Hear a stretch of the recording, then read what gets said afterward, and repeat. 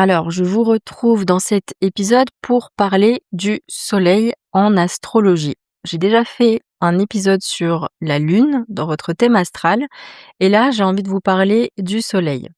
Donc, le soleil, c'est en général le signe qu'on va donner aux autres. Quand on nous demande quel est notre signe ou plus subtilement quand est-ce que tu es né, on va répondre je suis taureau, je suis lion, etc. C'est notre soleil dans notre thème astral. Il faut comprendre qu'un thème astral, il va y avoir effectivement la position du soleil au moment de votre naissance. Et là, ça va être le signe du mois, en tout cas de la période dans laquelle vous êtes né. Mais il y a tout un tas d'autres informations, notamment le placement de la lune au moment de votre naissance, votre ascendant qui correspond au point en fait le plus à l'est, à l'horizon, au moment de votre naissance, donc dans quel signe le soleil était en train de se lever. C'est pour ça qu'en général, quand des personnes sont nées le matin, il y a de fortes chances, ça va dépendre de la saison évidemment, que l'ascendant soit le même que le soleil. Vu que le soleil se lève à l'horizon, on va être sur le même signe. Et puis, il y a des planètes, il y a d'autres planètes. Il y a, Mercure, planète de la communication, il va y avoir Mars et Vénus. On va avoir des planètes plus lentes comme Saturne, Jupiter, Uranus et Neptune. Tout ça, ça va composer votre thème astral. Et donc, il serait erroné de penser que votre seul signe, celui que vous donnez aux autres quand on vous demande quel est votre signe, résumerait à lui seul toute votre personnalité et toute votre astrologie. Ça ne représente que une infime partie, un infime pourcentage de ce qu'est votre thème astral.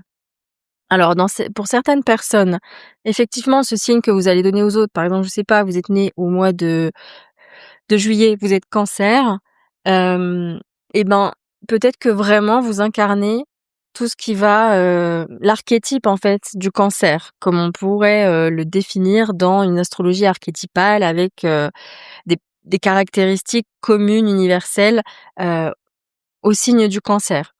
Mais peut-être que le Cancer n'est pas votre dominante zodiacale. Peut-être que vous avez un autre signe qui prend le dessus. En fait, on peut calculer des dominantes en astrologie et on peut le voir aussi rapidement visuellement, plus ou moins, ça dépend des signes. Il y en a qui sont très clairs, d'autres des thèmes pardon, il y en a qui vont être très clairs, d'autres un peu plus, éparpillés, donc plus difficiles à lire. Mais il y a des signes où il y a une forte concentration, par exemple, de planètes, un amas de planètes. On peut appeler ça un stellium, dès que ça dépasse, 3 planètes, 4 planètes s'il y a des planètes lentes. Enfin, là, on rentre dans des détails, je vais pas vous embrouiller avec ça. Mais en tout cas, on peut avoir un regroupement de planètes dans un signe ou qui ne correspond pas à votre soleil. Par exemple, je sais pas moi, il va y avoir, Mars, Vénus et la Lune dans un signe. Il y a de fortes chances que ce signe prédomine et que votre dominante zodiacale soit dans ce signe en question et non pas dans le signe de votre soleil. Donc c'est pour ça que certaines personnes ne se reconnaissent pas dans le soleil, le signe qu'on donne à tout le monde, parce que en fait, il y a des dominantes ailleurs. Donc c'est intéressant d'explorer son thème astral.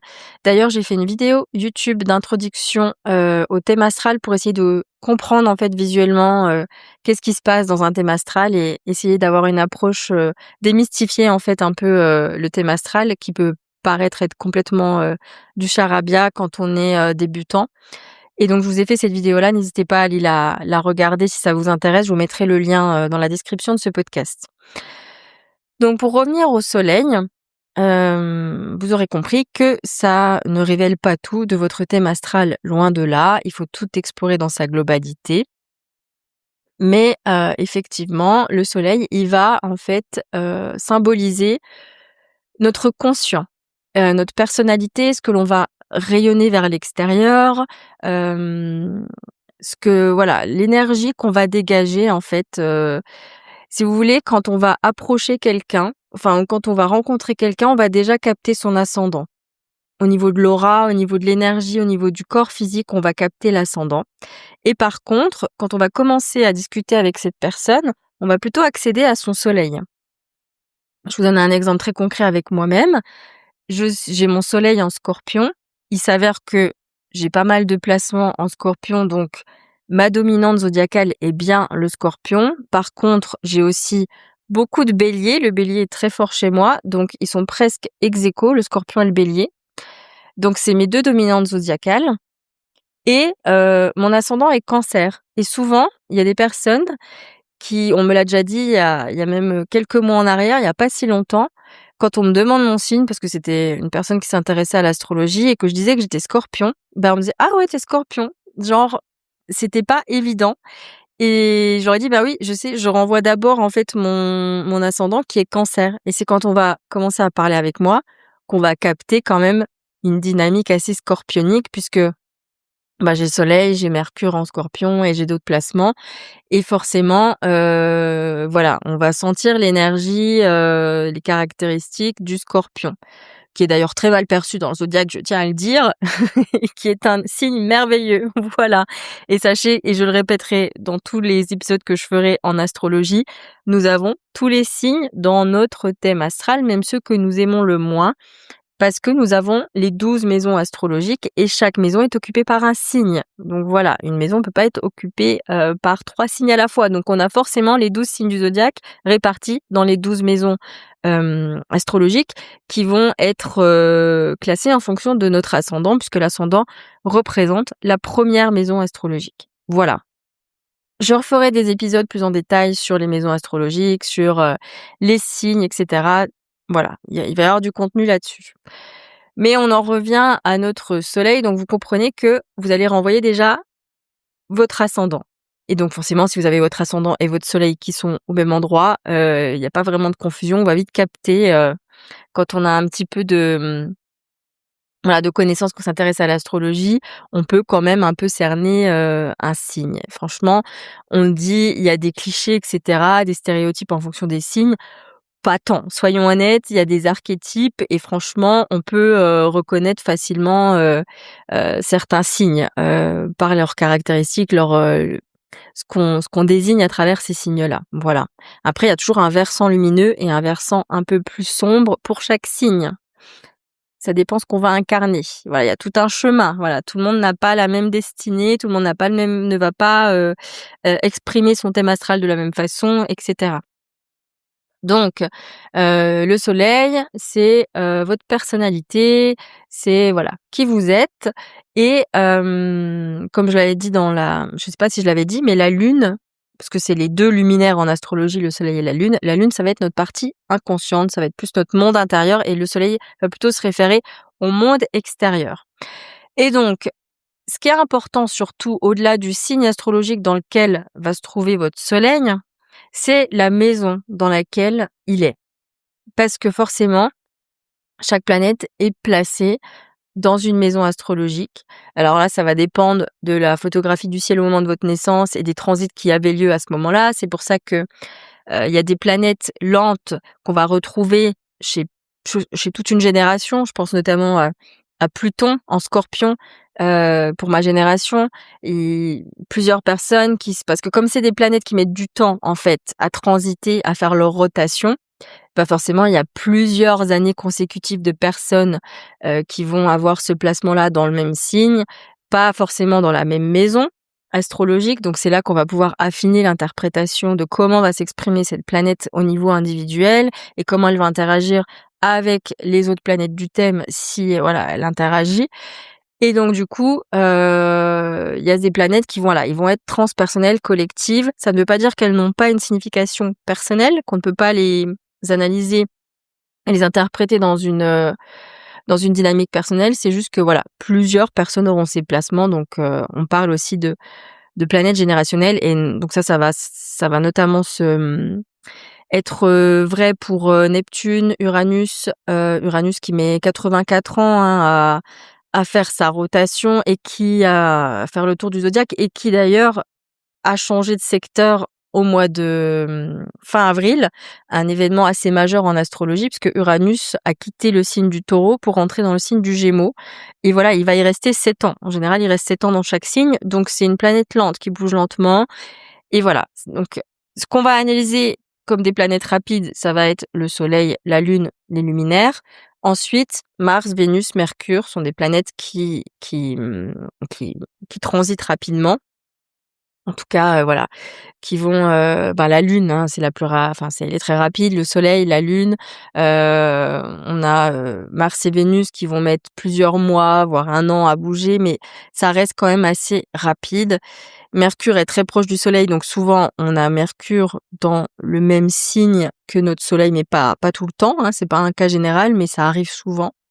Enfin voilà, il y a tout à interpréter et donc la maison dans laquelle se trouve votre soleil va permettre d'affiner, les zones dans laquelle, en fait, vous êtes invité à rayonner. Donc il y a déjà cet aspect-là à venir regarder pour venir affiner la position de votre soleil dans votre thème astral, son signe, l'élément dans lequel elle se trouve. Donc ça, c'est en fonction du signe. On a l'air, le feu, la terre et l'eau. Là, on est dans la saison du Taureau. Si vous êtes né dans la saison du Taureau, eh ben, vous allez être un signe de terre, par exemple. Ça nous donne d'autres indications, ça aussi. Après, on va aller regarder les aspects. Ce qu'on appelle les aspects, c'est la façon avec laquelle les planètes vont communiquer entre elles. Et donc, par exemple, est-ce que votre soleil a un aspect avec une autre planète ou avec la Lune, et cetera? Est-ce qu'il y a une opposition? Est-ce qu'il y a une conjonction? C'est des termes astrologiques qui vont, nous donner des indications sur, des facilités, sur, ou des obstacles ou des challenges, plutôt des défis. Voilà, selon les aspects qui se créent. Alors, moi, par exemple, j'ai le soleil qui est en opposition à Jupiter. Voilà. Donc ça me donne des indications pour affiner ma lecture parce que forcément, c'est 2 énergies qui vont être opposées. Ça va créer des tiraillements dans, dans mes comportements, dans ma façon dans l'expression de moi, parce que c'est l'expression de soi aussi le soleil. Ça va donner des challenges en fait, des petits obstacles qu'il va falloir surmonter. On a les capacités de le faire, c'est juste qu'il faut mettre de la conscience sur ça. Voilà. Donc, je vais pas faire, le soleil dans tous les signes comme je l'ai fait dans l'épisode sur la lune. Je voulais juste, vous parler de ça, de cette, nuance de se dire: «OK, c'est pas parce que, je suis, Capricorne que j'incarne que le Capricorne, en fait. J'ai peut-être des planètes, fortes et dans un un nombre, assez, élevé, par exemple 3, 4 planètes dans un signe, autre que le Capricorne. Donc ça va venir ramener de la subtilité dans l'interprétation de mon thème astral et de mon moi je m'intéresse à la psychologie au niveau, à l'astrologie au niveau psychologique, archétypal, karmique. Voilà, je suis pas dans l'astrologie, pour prédire. J'aime bien m'intéresser au transit, mais je trouve que c'est toujours rétrospec ouh là là, rétrospectivement qu'on va pouvoir aller faire des liens. En regardant des transits, on peut avoir des indications sur des thématiques de vie, et cetera. Mais il y a un éventail de possibilités en fonction du libre arbitre de chacun, de quel choix on va faire, et cetera. Je dis quand même assez souvent qu'on est des marionnettes cosmiques parce que, en fonction des transits, on va ressentir des choses et ça va se voir au niveau collectif. Je trouve que ça se voit beaucoup dans les réseaux sociaux, sur, les posts qui vont émerger, sur, les thématiques qui vont, être, qui vont intéresser les gens et puis on va commencer à le voir partout et je trouve que c'est très lié aussi parfois au transit, à ce qui est en train de se passer dans le ciel. Bref. Donc voilà, intéressez-vous, à la maison dans laquelle se trouve votre soleil, parce que la maison dans laquelle se trouve votre soleil va vous donner, un peu le décor de comment va s'exprimer, en fait, cette énergie, ce rayonnement, dans quel domaine de vie, puisque les maisons nous parlent beaucoup, voilà, de domaine de vie, c'est le décor, hein, dans lequel on va, s'exprimer. Et puis, regarder les aspects. Est-ce que mon soleil est en opposition, en carré, en conjonction, en sextile ou que sais-je, avec d'autres planètes et qu'est-ce que ça vient me dire? Voilà. Donc soit, vous pouvez, utiliser l'IA, je suis pas pour, mais je sais que beaucoup le font, mais en tout cas, soyez le plus précis possible quand vous le faites, en donnant, la planète, le signe, la maison dans laquelle elle se trouve et éventuellement le degré et les aspects, de la planète. Ça, vous pouvez tout voir ça avec un site comme, c'est quoi? Astrothème.fr, je crois que c'est celui-là. que j'utilise, parce qu'il est assez, aisé pour les personnes, débutantes, parce que ça nous met tout de suite toutes les informations dès qu'on passe la souris sur une planète. On sait dans quelle maison elle est, dans quel signe, à quel degré et quels sont les aspects. Oui, je crois que c'est ça, astrothème.fr. Et donc du coup, vous pouvez éventuellement, mettre ces informations sur l'IA pour avoir quelques indications ou faire des recherches sur Google, lire des articles de blog, regarder des vidéos sur YouTube, écouter des podcasts ou faire appel à, quelqu'un qui interprète un thème astral. Voilà. Je vais m'arrêter là pour ce que je voulais vous dire sur le soleil dans l'astrologie. Je referai peut-être d'autres épisodes sur le sujet, je ne sais pas encore. En tout cas, je vous laisse avec ça. Si vous avez des questions, n'hésitez pas à venir interagir avec moi par email, sur Instagram, par message privé et autres. Je réponds avec plaisir. Voilà. Je vous souhaite une belle journée et je vous dis à très bientôt pour un nouvel épisode.